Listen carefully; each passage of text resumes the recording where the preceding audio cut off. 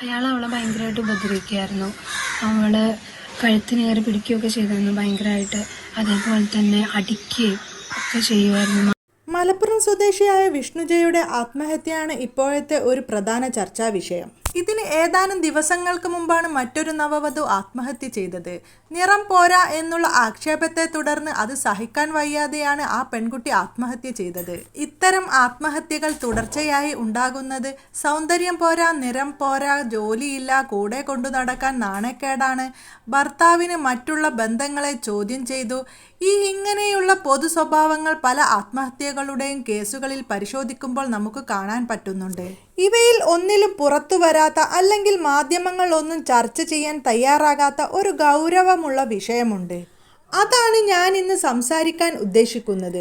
പോലീസിന്റെ ഭാഗത്തു നിന്നോ അല്ലെങ്കിൽ ഈ കേസ് അന്വേഷണത്തിന്റെ ഭാഗമായി വീട്ടുകാരുടെ ഭാഗത്തു നിന്നോ പ്രതി എന്ന് പറയുന്ന ആളുകളുടെ ഭാഗത്തു നിന്നോ ഒരിക്കലും ഇത്തരമൊരു കാര്യം, ഈ ഒരു വിഷയം വരാറേയില്ല, വരാൻ സാധ്യതയുമില്ല. വേറൊന്നുമല്ല, പോൺ വീഡിയോകൾ സ്ഥിരമായി കാണുന്ന ഒരു പറ്റം ആളുകളുണ്ട്, യുവാക്കളും യുവതികളുമുണ്ട്. ഇതിങ്ങനെ തുടർച്ചയായി കണ്ട് അവർ ലൈംഗിക ആസ്വാദനത്തെ പറ്റിയും ലൈംഗിക ബന്ധത്തെ പറ്റിയും സ്വയം മനസ്സിൽ എന്തൊക്കെയോ കെട്ടിപ്പടുക്കും. അവർ സ്വപ്നങ്ങൾ നെയ്തുണ്ടാക്കും. അല്ലെങ്കിൽ ഇത് ഇങ്ങനെയാണ്, ഇങ്ങനെ ആവണം എന്ന സങ്കല്പത്തെ മനസ്സിൽ ഉറപ്പിക്കും. ഈ പോൺ വീഡിയോകളും പോൺ സിനിമകളും ഒക്കെ കണ്ടിട്ട് അപ്പോൾ ഈ ഒരു മാനസികാവസ്ഥയോടെ ആയിരിക്കാം ഒരു പക്ഷേ ഇവർ ദാമ്പത്യത്തെ സമീപിക്കുന്നത്. അപ്പോൾ താൻ കണ്ട പോൺ വീഡിയോകളൊക്കെ സമാനമായ ഒരു ലൈംഗിക ജീവിതമായിരിക്കും തൻ്റെ ജീവിതത്തിലും ഉണ്ടാകാൻ പോകുന്നത്, തൻ്റെ ദാമ്പത്യത്തിലും ഉണ്ടാകാൻ പോകുന്നത് എന്ന ഒരു മുൻവിധിയോടെ, ഒരു സ്വപ്നത്തോടെ ഒക്കെ ആയിരിക്കും ഈ വരൻ വധുവിനെ സമീപിക്കുന്നത്. പലപ്പോഴും അത്തരം കാര്യങ്ങളിൽ ഇവർ ആഗ്രഹിച്ച രീതിയിലുള്ള സംതൃപ്തി, അല്ലെങ്കിൽ ഞാൻ ഇങ്ങനെയൊന്നും അല്ലല്ലോ എൻ്റെ ലൈംഗിക ജീവിതം പ്രതീക്ഷിച്ചത്, അത് നിരാശയായി പോയല്ലോ എന്നൊരു ചിന്ത ഈ മനുഷ്യരിൽ ഉണ്ടാകുന്നു. ആ ഒരു ചിന്തയിൽ നിന്ന് ചെറിയ ചെറിയ കാരണങ്ങൾ ഉണ്ടാക്കി ഇവർ വഴക്കുകൂടാൻ തുടങ്ങുന്നു, അല്ലെങ്കിൽ മറ്റു പല കാരണങ്ങളും ചൂണ്ടിക്കാട്ടുന്നു. കാരണം ഇത് തുറന്നു പറയാൻ പറ്റില്ലല്ലോ, ഞാൻ കണ്ട അതുപോലെ അല്ലല്ലോ നീ, അല്ലെങ്കിൽ ഞാൻ ആഗ്രഹിച്ചതുപോലെ അല്ലല്ലോ ഇത് എന്ന് തുറന്നു പറയാൻ പറ്റാത്തത് കൊണ്ട് മറ്റു പല കാരണങ്ങളും എടുത്തിടുകയാണ്. പക്ഷേ ഇത് ഈ ഭാര്യയോ ഭർത്താവോ പുറത്തു മറ്റുള്ളവരുമായിട്ട് പങ്കുവെക്കുന്നതുമില്ല. ഇപ്പോൾ ഈ പെൺകുട്ടിയുടെ കേസിൽ തന്നെ സ്വന്തം പിതാവിനോട് ഉൾപ്പെടെ സുഹൃത്തുക്കളോട് ഉൾപ്പെടെ ഈ പെൺകുട്ടി അധികം തൻ്റെ സ്വകാര്യ ജീവിതത്തിലേക്ക് കടന്നു കയറണ്ട എന്ന് തന്നെയാണ് പറഞ്ഞിരിക്കുന്നത്. എൻ്റെ പ്രശ്നങ്ങൾ ഞാൻ സോൾവ് ചെയ്തു കൊള്ളാം എന്ന് ഈ പെൺകുട്ടി പറഞ്ഞതായിട്ട് പലരും പറയുന്നുണ്ട്. പിന്നെ സൗന്ദര്യം പോരാ എന്ന് പറയുന്നുണ്ട്. പക്ഷെ ആ പെൺകുട്ടി അതിസുന്ദരിയാണ്, ഒരു ചെറിയ പെൺകുട്ടി, ഒരു മാലാഖയെ പോലുള്ള ഒരു പെൺകുട്ടി. അപ്പോൾ ആ വരനും വധുവും തമ്മിൽ നമ്മൾ ഒറ്റ നോട്ടത്തിൽ നല്ല ചേർച്ചയുള്ള ദമ്പതികൾ എന്ന് പറയത്തക്ക രീതിയിൽ രണ്ടു പേർക്കും ചേർച്ചയൊക്കെ ഉണ്ട്. ഷഹാന മുംതാസിന്റെ കാര്യം എടുക്കുകയാണെങ്കിലും അവളും അവനും തമ്മിൽ നല്ല ചേർച്ചയുണ്ട്. വാഹിദിന് ചേർന്ന പെണ്ണ് തന്നെയാണ് ഷഹാന മുംതാസ്. ദമ്പതികൾ രണ്ടുപേരും ചേർച്ചയൊക്കെയുണ്ട്. അത് മാത്രമല്ല, ഇവർ പെണ്ണ് കാണലും കഴിഞ്ഞ് ഒരു പക്ഷേ നിശ്ചയവുമൊക്കെ കഴിഞ്ഞിട്ടായിരിക്കുമല്ലോ ഇവരുടെ കല്യാണവും നിക്കാഹും ഒക്കെ കഴിഞ്ഞത്. വിഷ്ണുജയുടെയും പ്രബിന്റെയും കാര്യം എടുക്കുമ്പോൾ ഇവരുടെ വിവാഹം കഴിഞ്ഞിട്ട് 2 വർഷമായി. അപ്പോൾ പിന്നെ സൗന്ദര്യത്തെക്കുറിച്ചും ജോലിയില്ലെന്നും ഒക്കെ അറിയാം. 25 വയസ്സേ ഈ പെൺകുട്ടിക്ക് ഇപ്പോൾ ആയിട്ടുള്ളൂ. അപ്പോൾ ഇതൊന്നുമല്ലാത്ത എന്തോ ഒരു കാരണം ഇവർക്കിടയിൽ ഉണ്ട് എന്നത് വ്യക്തമായിട്ട് നമുക്ക് ഊഹിച്ചെടുക്കാൻ പറ്റും. പക്ഷെ ഇവർക്ക് അത് പുറത്തു പറയാൻ കഴിയില്ല, പുറത്തേക്ക് ഈ വിഷയം വരുന്നില്ല. പല കേസുകളിലും ഇപ്പോൾ ഈ ആത്മഹത്യയോ കൊലപാതകമോ ഒന്നും നടക്കാത്ത കേസുകളിൽ തന്നെ പലരുടെയും ദാമ്പത്യ ജീവിതത്തിൽ, പ്രത്യേകിച്ച് പുതുതായിട്ട് ദാമ്പത്യ ജീവിതത്തിലേക്ക് കടക്കുന്ന ആളുകൾക്കിടയിൽ ആദ്യ നാളുകളിൽ കടുത്ത നിരാശ ഈ പോൺ വീഡിയോകളുടെ സ്വാധീനം മൂലം ഉണ്ടാകാറുണ്ട്.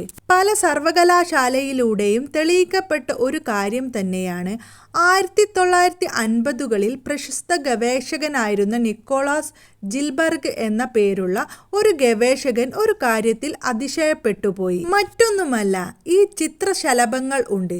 ചിത്രശലഭത്തിൻ്റെ ശരീരത്തിൽ നമുക്കറിയാം ഒരുപാട് നിറങ്ങൾ ഉണ്ടായിരിക്കും, പല ഡിസൈനുകൾ ഉണ്ടായിരിക്കും, വളരെ ആകർഷണീയമായ ശരീരത്തോടു കൂടിയ ചിത്രശലഭങ്ങളുണ്ട്. അപ്പോൾ ഈ ആൺ ചിത്രശലഭങ്ങൾക്ക് ഒരുപാട് ഭംഗിയുള്ള ഈ ശരീരത്തിൽ ഒരു ചിറകിലും ഒക്കെ ഒരുപാട് ഡിസൈനോട് കൂടി നിറത്തോട് കൂടിയ പെൺ ചിത്രശലഭങ്ങളോട് ഒരു ആകർഷണം കൂടുതൽ ഉള്ളതായിട്ട് ഇദ്ദേഹം കണ്ടെത്തുന്നു. അതിനെ തുടർന്ന് കാർഡ്ബോർഡ് ഉപയോഗിച്ച് വളരെ ഭംഗിയുള്ള അതിമനോഹരങ്ങളായിട്ടുള്ള ഡമ്മി ചിത്രശലഭങ്ങൾ ഇദ്ദേഹം ഉണ്ടാക്കുന്നു. യഥാർത്ഥ പെൺ ചിത്രശലഭങ്ങൾ ഉണ്ടായിരിക്കെ തന്നെ ആൺ ചിത്രശലഭങ്ങൾക്ക് മുന്നിലേക്ക് ഈ ഡമ്മി ചിത്രശലഭങ്ങളെ വളരെയധികം ആകർഷണത്തോടെ ചമച്ചുവിട്ട ഈ ഡമ്മി ചിത്രശലഭങ്ങളെ പ്രദർശിപ്പിച്ചപ്പോൾ വളരെ അത്ഭുതപ്പെട്ടു പോയി അദ്ദേഹം. കാരണം ഈ ആൺ ചിത്രശലഭങ്ങൾ കൂടുതൽ ആകർഷിക്കപ്പെട്ടതും അതിലെ ഒരു വീഴ്ചയിലേക്ക് കടക്കാൻ ശ്രമിച്ചതും ഈ ഡമ്മി ചിത്രശലഭങ്ങളുമായിട്ടാണ്. അപ്പോൾ അതിൽ എന്തെങ്കിലും കഥയുണ്ടോ, എന്തെങ്കിലും കാര്യമുണ്ടോ എന്ന് പറഞ്ഞതുപോലെ തന്നെയാണ് ഈ പോൺ വീഡിയോകൾ കണ്ട് അവർ പ്രൊഫഷണൽ ആയിട്ട് അവർ അഭിനയിക്കുകയാണ്, അതിൽ അഭിനയിക്കുന്നവരെല്ലാം പ്രൊഫഷണൽസ് ആണ് എന്ന തിരിച്ചറിവില്ലാതെ തൻ്റെ വധുവായി വരുന്ന പെൺകുട്ടി ഇതുപോലെയൊക്കെ ആയിരിക്കണം തൻ്റെ അടുത്ത് എന്ന രീതിയിൽ ചിന്തിക്കുന്നത് വളരെ വലിയൊരു ബുദ്ധിശൂന്യതയായിട്ട് മനസ്സിലാക്കണം. ഇതിൽ പെൺകുട്ടികളുടെ വേർഷൻ പറയുകയാണെങ്കിൽ താൻ കാണുന്ന താൻ ആരാധിക്കുന്ന സിനിമയിലെ നായകനെ പോലെ തന്നോട് പെരുമാറുന്ന ആൾ, തന്നെ കോരിയെടുത്ത് വട്ടം കറക്കുന്ന ആൾ, തനിക്കെതിരെ ഒരാൾ മോശം കമന്റ് പറയുമ്പോൾ അവനെ ചെന്ന് അടിച്ചു മലർത്തുന്ന ആൾ. അപ്പോൾ ഇങ്ങനെ നമ്മൾ എന്തെങ്കിലുമൊക്കെ സ്ക്രീനിൽ കണ്ടത് സങ്കല്പിച്ചു കൂട്ടി അതുമായി ഒരു ജീവിതത്തിലേക്ക് കടക്കുമ്പോൾ പലതരത്തിലുള്ള സംഘർഷങ്ങൾ അവിടെ ഉണ്ടാകാം. അതിൽ പകുതിയും ഒരു പക്ഷേ മൂന്നാമതൊരാളോട് പങ്കുവെക്കാൻ നിങ്ങൾ മടിക്കുന്ന കാര്യങ്ങളുമാകും. അപ്പോൾ യഥാർത്ഥ ജീവിതം എന്താണ്, എന്തിനു വേണ്ടിയാണ്? ഒരു ദാമ്പത്യ ജീവിതത്തിൽ ലൈംഗികത എന്നത് ഉൾക്കൊള്ളുന്നിടത്താണ് നമ്മുടെ വിജയം. അതാണ് ചെയ്യേണ്ടത്. വൈകാരികമായും മാനസികമായും ശാരീരികമായും ഒരു ആണും പെണ്ണും ഒന്നായി വർഷങ്ങളോളം അവർ ഒരു ശരീരമായി ഒരു മനസ്സായി ജീവിക്കുകയാണ് വിവാഹം എന്ന സങ്കല്പത്തിലൂടെ ഉദ്ദേശിക്കുന്നത്. ഈ സ്ക്രീനിൽ കാണുന്നതൊന്നും യഥാർത്ഥ ജീവിതമല്ല, അത് വെറും അഭിനയമാണ്, അത് സ്ക്രിപ്റ്റഡ് ആയിട്ടുള്ള ഒരു സാധനമാണ് എന്ന് മനസ്സിലാക്കാൻ കഴിയണം. ഇതൊക്കെ ഒരാൾ പറഞ്ഞു മനസ്സിലാക്കി തരേണ്ടി വരിക എന്നത് തന്നെ ഒരു വലിയ ഗതികേടായിട്ടാണ് തോന്നുന്നത്. ഇപ്പോൾ പലയിടങ്ങളിലും പ്രീ മാരേജ് കൗൺസിലിംഗ് ഒക്കെ കഴിഞ്ഞിട്ടാണ് വിവാഹത്തിലേക്ക് കടക്കുന്നത്. അതായത് ഇത്തരം കാര്യങ്ങളെക്കുറിച്ചൊക്കെ ഒരു ധാരണ ഈ പെൺകുട്ടികൾക്കും ആൺകുട്ടികൾക്കുമൊക്കെ ഉണ്ടാക്കി കൊടുക്കുന്നതിന് ശേഷമാണ് കല്യാണത്തിലേക്ക് കടക്കുന്നത്. അപ്പോൾ അത്തരം കൗൺസിലിങ്ങുകളിൽ പ്രധാനമായും ഉൾപ്പെടുത്തേണ്ട ഒരു ഭാഗമായി തന്നെ ഒരു വിഷയമായി തന്നെ ഇതിനെ പരിഗണിക്കണം.